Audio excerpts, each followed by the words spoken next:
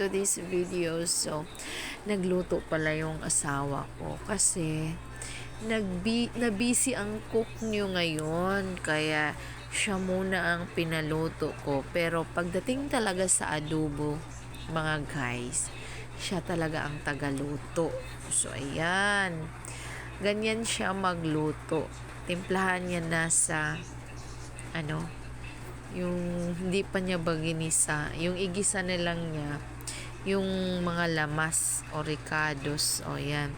Tapos dyan kumpleto na yan ilagay niya. May tuyo na, may paminta, may laurel, may asukal, basta kumpleto na yan, guys. May magic sarap, so yan ang pangmalakasan niya, guys. Tapos may asukal. Pag mag-adobo talaga siya magluto, ayan, imikos-mikos niya yan, guys. Talagang nanunuot na doon ang lasa. Diba? Dahil nakamix na. So, ayan, naggisa na siya. Ganyan lang. Gisa lang niya yung mga lamas yan. Tapos, yan. Kasi na-busy kasi ako. Meron kasi akong ginagawa. So, yan. Siya muna yung pinaluto ko. Kaya, masarap yan magluto.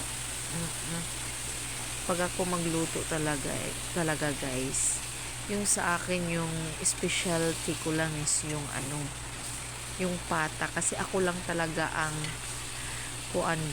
doon magluluto nun, kasi ayaw din niya yung pag magprito na pumuputok-putok kasi yung mantika. Kung hindi ka marunong magpaano doon, ay matalsikan ka talaga. Kaya ako talaga yon yung magawa ng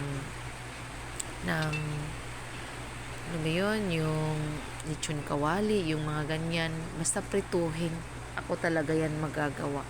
Pero yung specialty niya is yung adobong manok, guys. Sarap talaga, guys, siya magluto. Ayan. Kasi, iwan ko lang kung paano niya yun yung sa huli kasi yung parang pina-dry niya yung sauce. Ayan, tingnan nyo.